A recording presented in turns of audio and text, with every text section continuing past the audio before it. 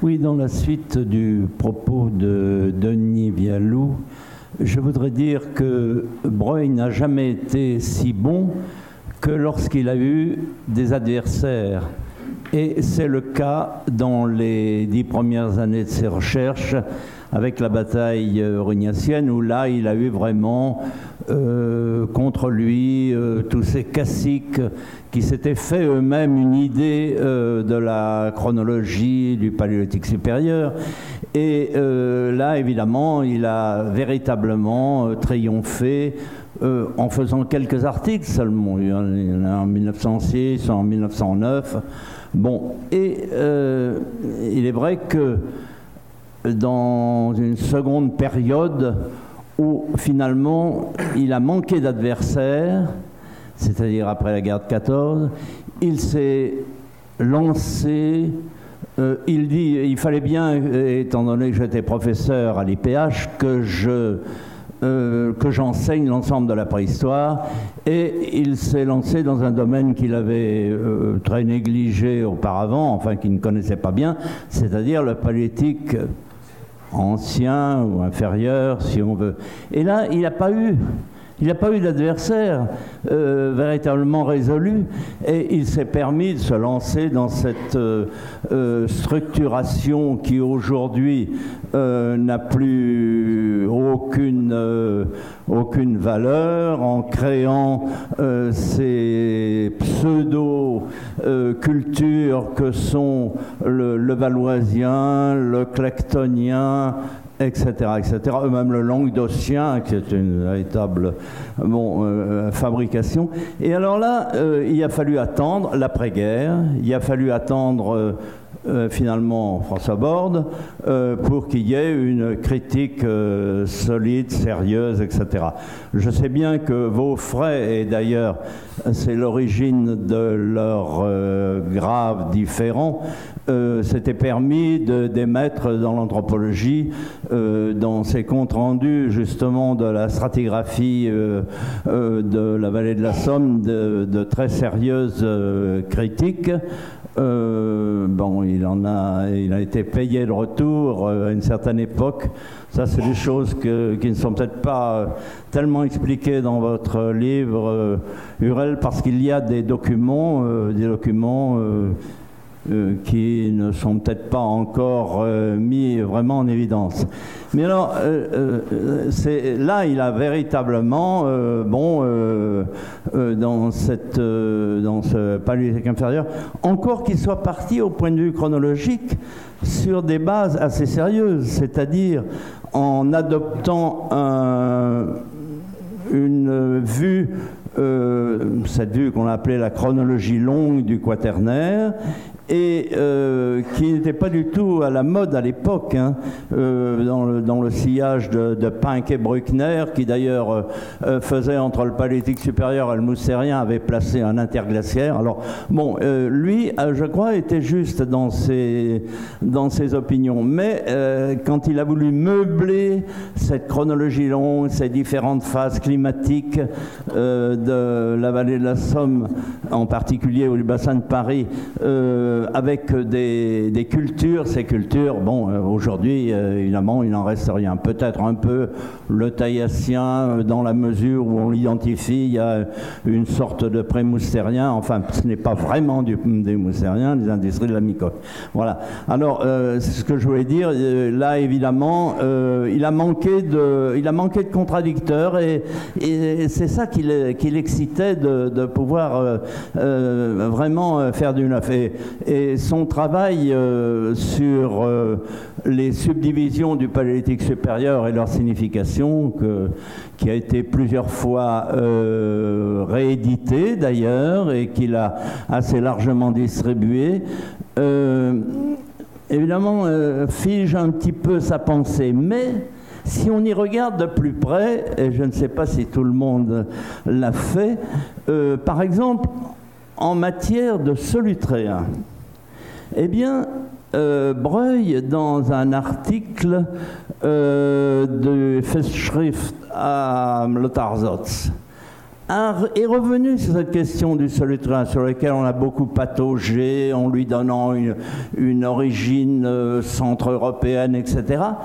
Et il écrit des choses très intéressantes en disant, mais après tout, est-ce que le solutréen, il ne serait pas, on lui cherche des racines lointaines, périphériques, est-ce qu'il ne serait pas tout simplement d'origine française? Et je crois que dans ce sens, il n'a pas tort, et il fustige en particulier les théories qui ont été lancées sur une origine attérienne, par exemple, des pointes à pédoncule, et il dit une chose très amusante, mais je l'ai noté, j'en parlerai peut-être un peu aussi ce soir, le temps. Il dit, mais les Occidentaux étaient bien incapables d'inventer le pédoncule, quelque chose comme ça, voilà. Et je voudrais dire encore une toute petite chose concernant cette fois cet ouvrage Beyond the Bounds of History, qui va peut-être un petit peu plus loin que ce qu'on en dit une simple série d'images. Lorsque il me l'avait donné à Paris, chez lui, avenue de la Motte-Piquet, et il avait eu la gentillesse de le feuilleter et de le commenter. J'en ai un souvenir très vif. Et il y a des choses dans cet ouvrage qui sont intéressantes. Par exemple, ces énormes éclats de l'Afrique du Sud dans des roches très dures à tailler, très dures à débiter. Alors il avait imaginé une espèce de... ce n'est pas avec un percuteur tenu à la main, si gros soit-il, qu'on peut arriver à débiter ces énormes éclats. Je crois que c'est Cromdry le site. Et il avait imaginé une espèce de percuteur qui était une boule de pierre suspendue à un trépied et qui était lancé comme ça sur des blocs. Alors, c'est peut-être pas... mais enfin, c'est une hypothèse possible. Et il y a des choses très précises quand on regarde bien ces images. Par exemple, le début de la couture, eh bien, c'est le solutréen. Les premières aiguilles, et ça transparaît dans ces choses-là. C'est un ouvrage qui est, je crois, à regarder avec attention. Voilà, j'ai peut-être trop parlé, mais... Je crois que Philippe Soulier, mais on va... Je voulais partir la parole. Voilà. Rapidement, d'abord, moi aussi, je suis comme Arnaud, je bois du petit lait. Parce que ce qui est intéressant, franchement, et ça n'arrive pas tous les jours, c'est d'avoir à la fois des historiens de la préhistoire et des préhistoriens qui dialoguent ensemble sur une chose. Et ça permet quand même, je pense, de remettre, sinon des pendules à l'heure, tout au moins de changer de fuseau horaire. Et ça me semble très intéressant. Je regrette quand même, effectivement, là c'est un propos tout à fait général, que les questions d'histoire de la discipline ne soient pas plus inscrites institutionnellement dans nos institutions, mais ça on est, voilà, non pas à côté, mais avec. Hein. Parce qu'il y en a, mais bon, c'est autre chose que d'avoir seulement des philosophes ou des épistémologues qui en parlent sans connaître du tout la discipline. Non, ce que je voulais dire, c'est que tout ce qu'on dit par rapport à Breuil, là, pose évidemment le problème de la focalisation sur un sujet, sur une personne.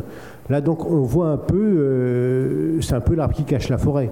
Mais on sait tous, aussi bien en tant que chercheurs, historiens ou préhistoriens, que la forêt existe et que la forêt est très multiple et qu'il y a beaucoup de monde à côté de Breuil, autour de Breuil, au-dessus de Breuil, et que Breuil est dans un monde général, comme le Roigouranlais, comme Bordelais, enfin, comme chaque fois qu'on met l'accent sur une personne, ou Péroni, quand on met l'accent sur une personne, il ne faut pas oublier tout ce qu'il y a autour. Et c'est vrai que si on regarde la préhistoire à travers des grands bulletins, bon, j'ai eu l'occasion pendant quelques années de travailler sur le bulletin de la SPF, mais si on le fait sur la revue préhistorique, si on le fait sur l'anthropologie ou autre, on aura d'autres visions de la préhistoire. D'abord, on verra qu'il y a quelques personnes qui monopolisent une bonne part des articles, mais qu'il y a des cohortes entières d'autres chercheurs qui apportent énormément, et même parfois qui apportent peut-être plus, alors qu'on a oublié leur nom. mais c'est eux qui continuent à être présents dans leurs découvertes, dans tout ce qu'ils ont pu faire. Ensuite, il y a aussi une différence entre la France et les autres pays d'Europe. Parce que je pense que, en tout cas pour la première moitié du XXe siècle, il me semble que la guerre de 14 a été assez désastreuse pour la recherche. Alors bon, il y a Deschlet qui est décédé, mais il y en a bien d'autres. Oui. Et que entre la guerre de 14 et celle de 39-45, on a une sorte de creux qui n'est pas le même qu'en Allemagne ou en Angleterre, par exemple, voire en Espagne. On a aussi des évolutions de ce côté-là. Et puis, dernière chose, si je peux dire, c'est que Noël parle de la coupure du début du XXe siècle, certes, mais je pense que la coupure entre la première et la deuxième moitié du XXe siècle est aussi fondamentale, parce qu'on passe d'une recherche individuelle, si je peux dire, à des recherches d'équipe. Pas seulement l'institutionnalisation, mais la pratique de la recherche elle-même. Et c'est vrai que la notion d'amateur avant 50 et après 50 n'est plus la même, simplement parce que la notion de professionnel n'est plus la même. Et que là, on a un changement complet, et avec des écoles qui se développent, et qui ne sont pas les mêmes écoles qu'au début du 19e siècle, enfin du début du 20e, je veux dire, ou qui étaient en gros les pro-mortillais, anti-mortillais, enfin bon, il y a des vieilles querelles qui continuaient à exister, pro-cléricaux, anti-cléricaux, etc. Alors qu'après la Deuxième Guerre mondiale, on en arrive à si je peux dire, des oppositions d'écoles sur d'autres bases, sur des bases scientifiques qui sont complètement différentes, où chacun reconnaît quand même qu'il y a des intérêts à développer par exemple la stratigraphie ou à développer autre chose, mais on n'en est plus du tout sur les mêmes choses. Et je crois que l'histoire de la préhistoire dans la deuxième moitié du XXe siècle est capitale, et on ne peut pas s'arrêter, disons, à la mort de Broglie. En plus, pour moi, la mort de Broglie, c'est pas 61, c'est presque 50. Enfin, je veux dire, c'est par rapport à des questions de production scientifique, et que c'est vraiment un homme de la première moitié du XXe siècle et pas du tout un homme de la deuxième moitié. Alors que tous les autres, si on prend Bordé et Leroy-Gourhan qui sont venus après, c'est vraiment des hommes de la deuxième moitié du XXe siècle, et pas du tout de la première moitié. Là, on a vraiment une coupure, une scission très forte. Et je termine juste en rappelant ce que Leroy-Gourhan avait dit à Claude-Henri Roquet en 82 dans son ouvrage d'entretien. Broglie est capital, on ne peut pas faire de préhistoire sans Broglie, mais c'est très difficile d'aborder la préhistoire par Broglie. À peu de choses près. Voilà, je passe la parole. Une dernière intervention. Simplement, c'est une question. Vous avez cité, plusieurs d'entre vous, les hommes de la pierre ancienne. Ces hommes de la pierre ancienne, donc de Broglie et Lantier, collection Payot, début des années 50, est au fond, en simplifiant, le manuel d'enseignement qu'a laissé Broglie. Il y a une chose quand même très curieuse, c'est que tout ce texte de ce livre a été republié quelques années plus tard par les PUF dans la collection Que sais-je, et sous la seule signature de Lantier. Alors ma question est la suivante, comme on dit dans les jeux radiophoniques, est-ce que vraiment la première édition signée Broglie et Lantier était vraiment en partie de la main de Broglie, ou simplement de Lantier qui, après quelques années, l'a publié pour son propre compte? Qui répond? Non, mais je crois bien que c'était les cours précisément de Broglie qui ont été remis un petit peu en forme par Lantier, que la participation de Lantier était simplement une présentation. Broglie, tout le monde le sait, n'était pas un professeur véritablement, au sens académique du terme. Et il émaillait, enfin, si on l'a entendu, beaucoup de petites anecdotes, de choses comme ça, mais enfin, c'était pas un cours vraiment constitué. Mais je crois bien que on le lit, en relisant l'homme de la pierre ancienne, on voit tout cet énorme savoir, toute cette énorme expérience qu'il avait mise en forme, je crois. C'est le cas. On est un peu dans le même cas de figure que ce que Yann évoquait tout à l'heure à propos des cours de Capitan, que Broglie reprend. C'est-à-dire que là, lorsque Broglie prépare ses cours, ce sont ses cours, ses conférences qu'il fait pour le Collège de France, au moment où il a quitté Paris en 1939. Et donc, c'est les cours qu'il va faire à Poitiers, à Toulouse, à Bordeaux. Il fait ça de mémoire, donc il rédige quelques petites choses. C'est ce qui explique aussi le fait que la première édition, tout comme la seconde, mais là c'est encore plus paradoxal, la première édition ne prend pas en considération les dernières découvertes en réalité. Donc, alors après, séparer exactement ce qui est de Breuil et ce qui est de Lantier, ça devient très, très compliqué. Mais on va dire que la mélodie est de Breuil et que les paroles ont parfois été... la rime a été arrangée par Lantier. Alors, ça, il y a des questions. Non. Non, Bruno Ponsonnet me fait des signes depuis fort longtemps, me disant qu'il ne faut pas qu'on poursuive trop longtemps, parce que si nous voulons reprendre à l'heure à 14h30, donc si... Non mais attends, il y a 2 questions, on prend les 2 questions. Hein. Si regarde, elle n'est pas contente. Bon. Une dernière question alors. Vous avez parlé des élèves. Je suis étonnée que vous ayez pas cité un d'entre eux, peut-être vous jugez mineur, c'est possible. Hein. Il s'agit d'Henri Lotte. Ah, Henri Lotte. Qui se prétendait justement l'élève de Breuil, qui appelait Breuil son maître. Et c'est intéressant parce que c'est quand même là, c'est un volet de Breuil qui montre comment il a mis la main sur tout ce qui était art rupestre en Afrique, comment il a imposé sa vision des choses. Monsieur Vialou en a un petit peu parlé, mais c'est quand même un point important quand on parle de l'œuvre de Breuil. Je vous remercie beaucoup, d'autant qu'il y a une biographie récente qui vient de paraître sur Henri Lotte, donc auquel je renvoie, de Madame Vérité, c'est Vérité, je crois, c'est ça. J'avais absolument pas la prétention de faire la liste de tous les élèves de Breuil. Je suis désolé en tout cas d'avoir manqué Henri Lotte. Il y en a plein d'autres, et effectivement, je pensais que par la phrase sur l'étanchéité des fils, quant à discours considérant les personnes, le rapport de Lotte à Breuil était quand même pas tout à fait le même, mais si vous avez tout à fait raison, je pense que c'est fondamental, y compris pour le patrimoine du Musée de l'Homme, vu la richesse des relevés Lotte. Et là, il y a en plus un vrai, pour le coup, un vrai patrimoine transféré, puisque c'est Breuil qui possédait les carnets de Brenan, pour pas dire...